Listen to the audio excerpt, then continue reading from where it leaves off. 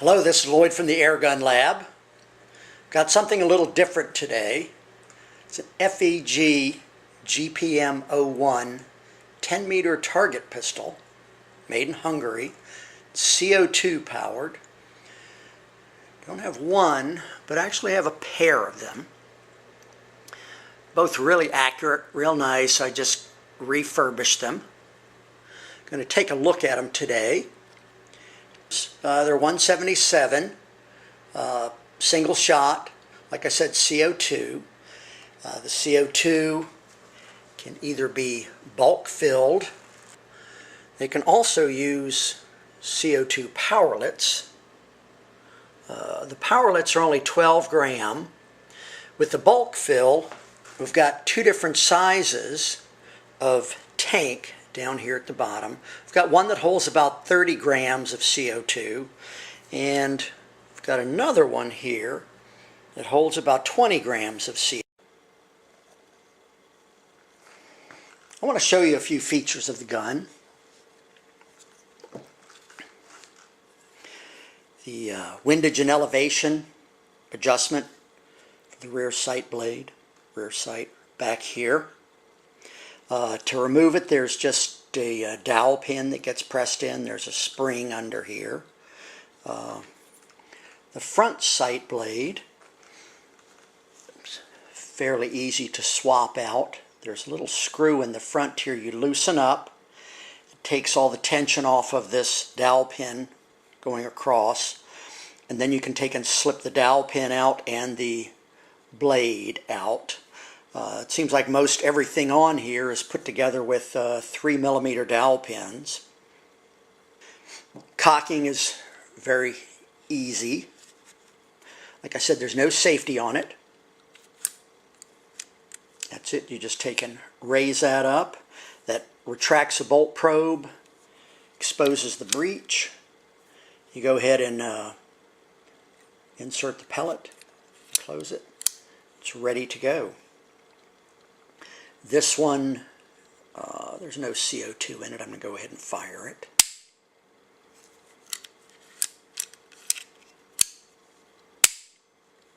The trigger is beautiful on this gun, I have to say. The adjustment, when taking these apart, you can see that a lot of the parts inside here are hand lapped. The finish is hand lapped to get a perfect fit. The gun is simple on the inside. There's not a whole lot to it. I'm going to go ahead and remove the tank off the front end. Now, I will show you one thing. When the tank is screwed all the way in, there is a gap in here. There's a gasket in here that controls that, but that gap is supposed to be there when it's screwed all the way in. So I'm going to go ahead and take the tank out. Like I said, this can be removed at any time, whether it's filled or empty. Now, one thing about this, let me show you down inside here. There's this pin down inside here that is hit by the hammer when you fire the gun. It's hit by the hammer and opens this little ball valve, this little check valve in here to admit the CO2 into the gun to fire the pellet.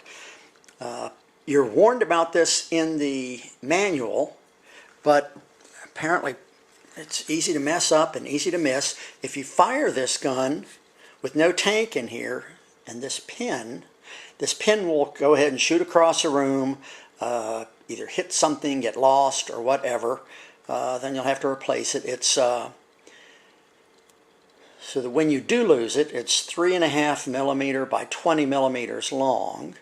Got one gun that didn't have one in it, one that had the wrong size one in it, so apparently everybody loses them, so just be aware of that. The grip looks rather bulky, but actually it's pretty comfortable. This lower part here adjusts up and down to fit the bottom of your hand. With the gun being a 10-meter gun, the recommended velocity is 400 feet per second.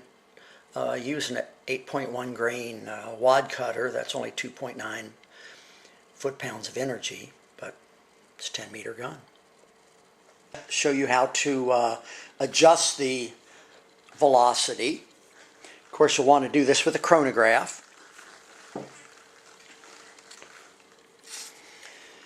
First thing you have to do is remove the bottom piece here.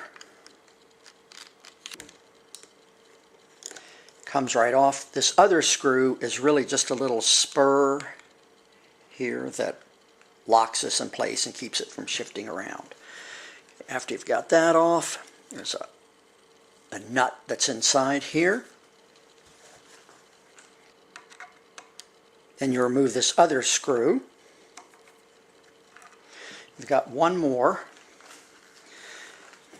Got a metric Allen screw right down here in the bottom.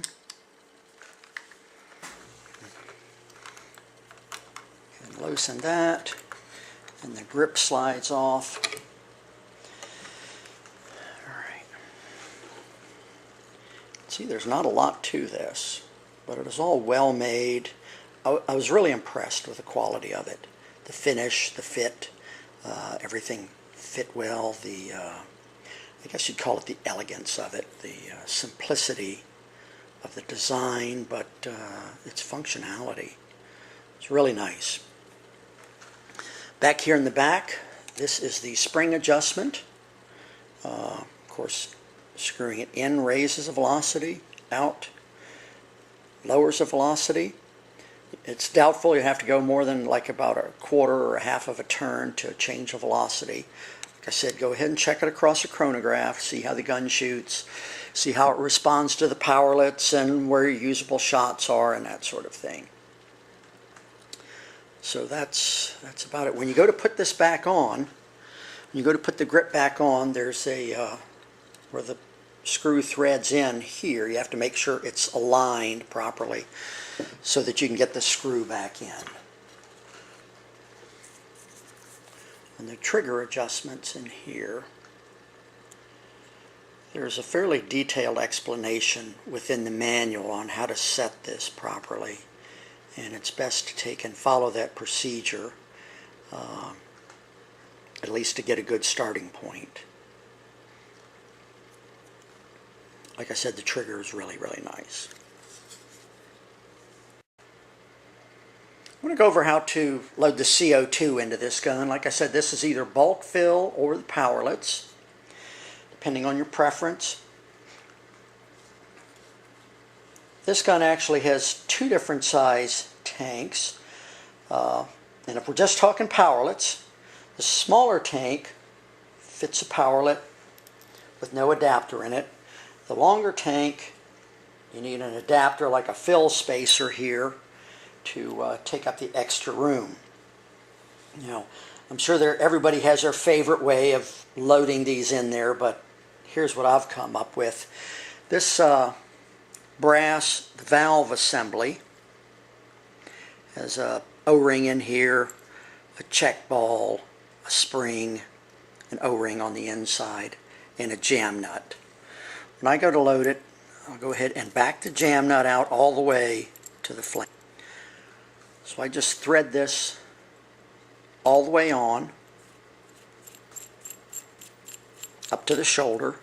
The jam nut should not be touching the shoulder. Just touch it lightly, bring it off. Okay, so that's ready. So this you can take and hold that. Here in your tank, this is the longer tank. I've got a spacer that drops in here. And the CO2, I've got one that's already been used, so I won't accidentally do anything silly here. That drops in. The piercing assembly is what I call a shallow end and a deep end. The deep end goes in first. Okay, so if you look at this, that is down in there at least 1.25 inches deep down inside the tube. All right. Then you take the brass adapter, the valve assembly, start threading it in. At some point you're going to feel some resistance. You'll feel it pretty much stop.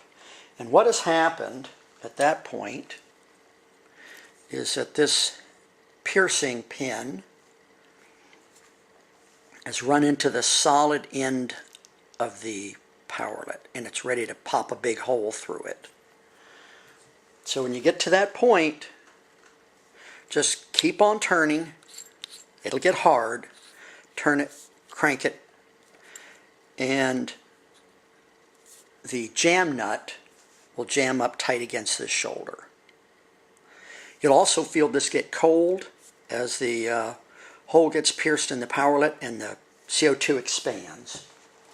So after that has jammed up tight, take the 2 wrenches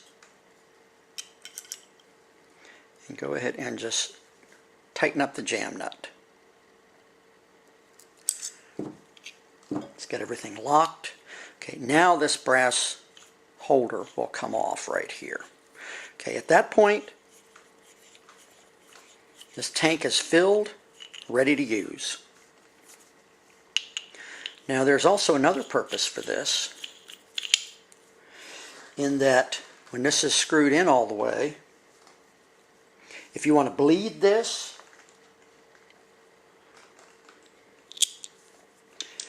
there's this bleed device right here, which it'll go in and press on the ball. So you'll just go ahead and thread this in, and it'll take and bleed out the excess gas. Say if you've bulk filled this and you want to refill or something for whatever reason, or if you want to take the powerlet out. When there's gas under pressure in here, the brass part really, the adapter won't thread out. There's just too much friction in there. So you'll have to bleed it in order to be able to thread it out. So that's for the powerlets. Now for bulk fill, I've got a different situation.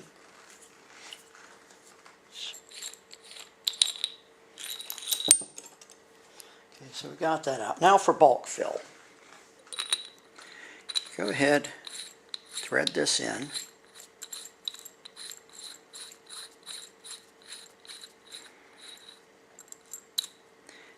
Get it in there, and just a little bit of this shoulder exposed. Go ahead and tighten this up.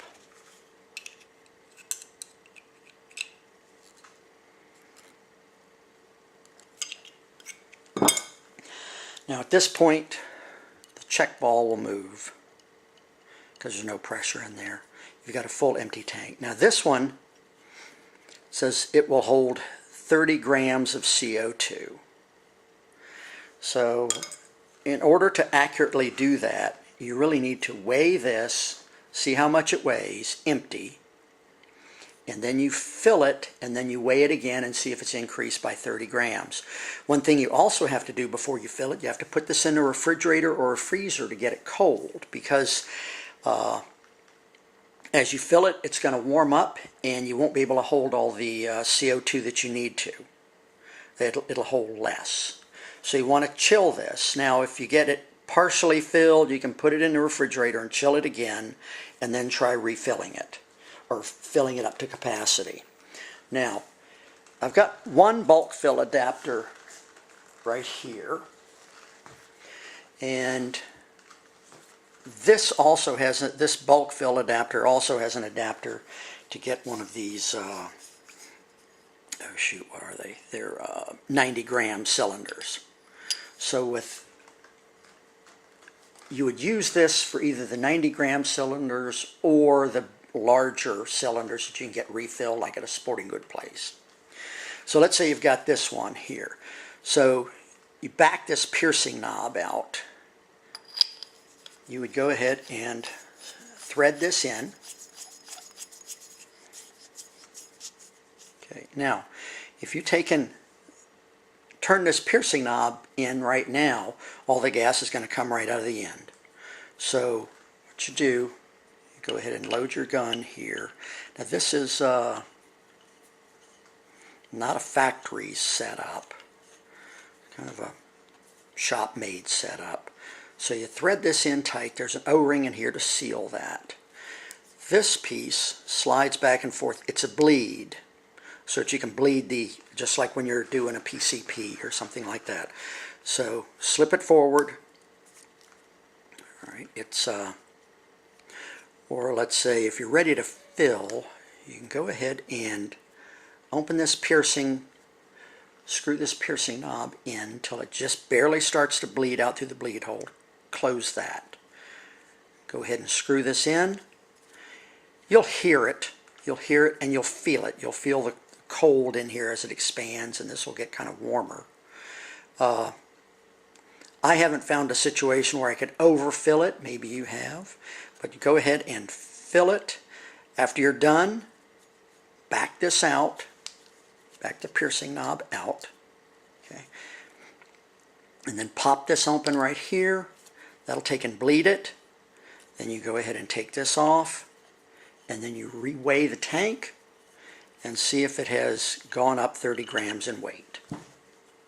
So 30 grams in weight, that's what? That's like 2.5 powerlets. So you get quite a bit more. The smaller tank is 20 grams. So what? A little over 1.5 of these.